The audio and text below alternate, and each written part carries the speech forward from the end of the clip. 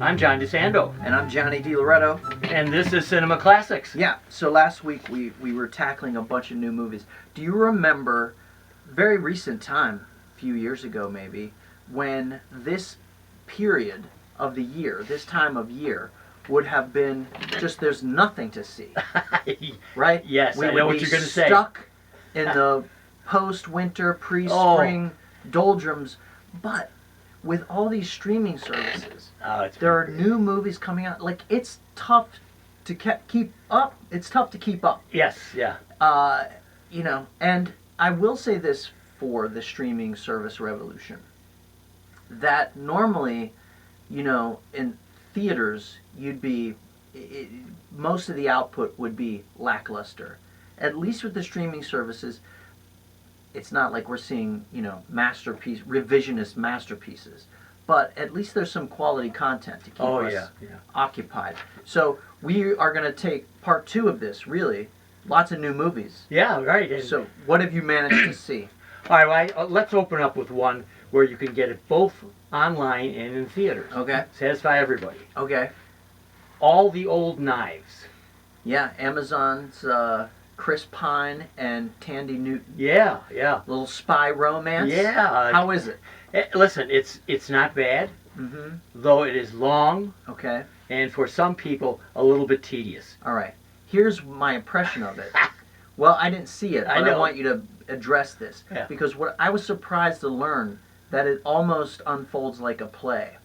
Is there a lot of it that takes place in a single location? A lot of it is almost two-handers between Pine and Newton. Okay. And they're the central figures. Very basically, they're CIA operatives, and there's a mole who has been responsible for the success of a hijacking. Okay. So that's the action in a very unaction spy thriller. All right. And an awful lot of it is close-ups, including an extended, gratuitous sex scene. Oh, interesting. Well, it is because it's the only action. It's gratuitous even. These two? I mean, meaning that it was not necessary to the film for us to see that. Yeah, but some people might make the argument that they want to see Chris Pine and Tandy Newton in a gratuitous sex scene. And it is very well done. Okay. And very expressive. Anyway, so it's that in between. We saw it in the theater. We enjoyed it. Yeah. Beautiful cinematography, beautiful people, and even Larry Fishburne. Gee, in such an extraordinary different role for him, playing the head of CIA. There he is again, right?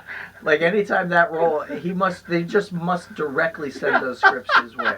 And the other thing I'll say about this, it does have Jonathan Pryce as the questionable red coat, whatever you want to call it, as the possible one. Of course. Of course. And when you see Jonathan Pryce, if there's a bad guy to be found, and you're not supposed to know who it is, it's probably Jonathan Pryce. What do you have? Okay, I got this movie out of Australia called Nitram. Oh my gosh. Starring Caleb Landry Jones. You know that guy? Yeah, I've seen him in you have seen his... I've seen him in three billboards. Okay, yeah. He always plays a scumbag. Get Out. Get Out. Yeah. All right. There's a little-known movie, an underrated Tom Cruise movie from a few years back called American Made, where it was based on a true story about an American pilot who was running drugs.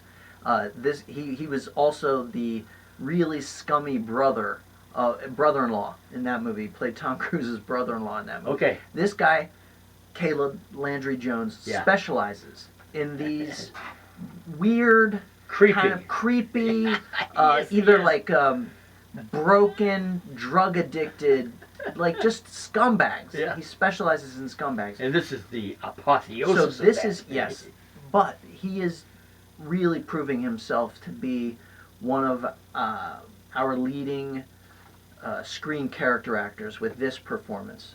Based on a true story, in Australia in the mid-90s, there was a mass shooting. The movie carefully avoids actually naming this person. Yeah, They it never does. say his Yes. name. Did you see it? Yeah. Oh, you saw it initially. Okay. When you tell me to see it, I see it. Okay, good for you. Yeah. I thought we were gonna be okay. Tag team. Anyway, yeah. So he plays this guy, right? The movie avoids showing any violence. That's also interesting You're to right. me. There's very little blood. There's no chance that the filmmakers take every precaution to prevent cinema itself from romanticizing Exactly. what this monster did. Yeah. Although he is a monster, Jones gets at the humanity under him. Yeah.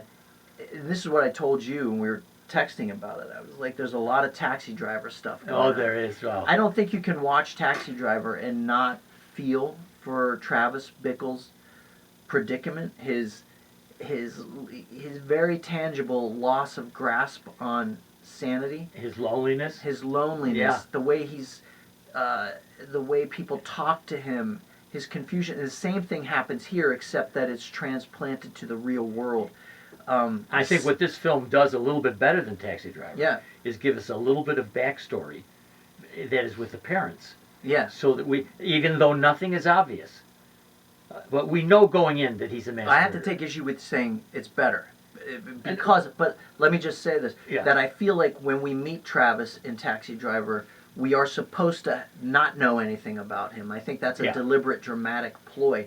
Here, we need to understand where this guy came from, and he is a broken human being. I will tell you the one scene that Yeah. I think is more harrowing than any other in that movie. Tell me. And this is a tough call for a movie as harrowing as that. Okay. In the gun shop. Oh, yeah, God. It's come to that, and you know what's going to happen. That is really, you're right. That is the crux of where the drama happens, right? Where, like, you know that everything roiling around this human being prior to this is contained. It's contained into in his world, right? The people around him, his loved ones, his community. But as soon as he walks into that gun shop and that transaction takes place, you realize that that his pain will be manifest. If you're anti-gun, that is not the scene for you to see. Well, you know what's interesting, and what the movie makes a note of at the very end is that after that incident, Yes. they changed their gun laws immediately. Yes, and they had more murders. Yeah, right. And then now they have more guns. Yeah. And this is Australia. I don't know if Yeah. I said that. Yeah. Right. Anyway, Yes. an extraordinary, hard to watch film. It's we should say the director is Justin Kurzel. Yes. Or Kurzel. Yeah. I don't know, but really great support from Anthony LaPaglia, Judy Davis. Judy Davis, terrific. Yeah, Yes. very harrowing, hard to watch movie. But and I did want to mention the sound design of this movie. Wow, like the sound of it pulls you in. Every sound starts to take. Again, Taxi Driver. One of the things I always remember is the sound of the Alka-Seltzer in Travis's cup and how he's mesmerized Good by one. it. And every sound in Nitrum's environment takes on that same kind of intensity. The squeaking of the swing sets, the lawnmowers. I love it. Yeah. You know what I love? I love the car. In the This car, Volvo- yeah. the Which, by the Volvo. way, is yellow, Yeah. like Travis's taxi cab. Yeah, and like the bus in The Graduate. Yeah, right. Interesting. Yeah, that is great. Good one. Definitely, probably, I'm gonna guess that of all the movies that we're gonna talk about, that one is the standout. The Yes, must-see. although it's got one nipping right at its heels. Tell me. Do we have time What for do you got? it? Yeah, we got plenty. You got a minute to talk about this. No, well then I don't Should we want just to. push it to Yeah, let's double take? just give me your usual. Okay, yeah. So if you want to hear the full conversation and you want to hear what movies not to miss, you got to head on over to Double Take. You can find that at wcbe.org under the podcast experience page.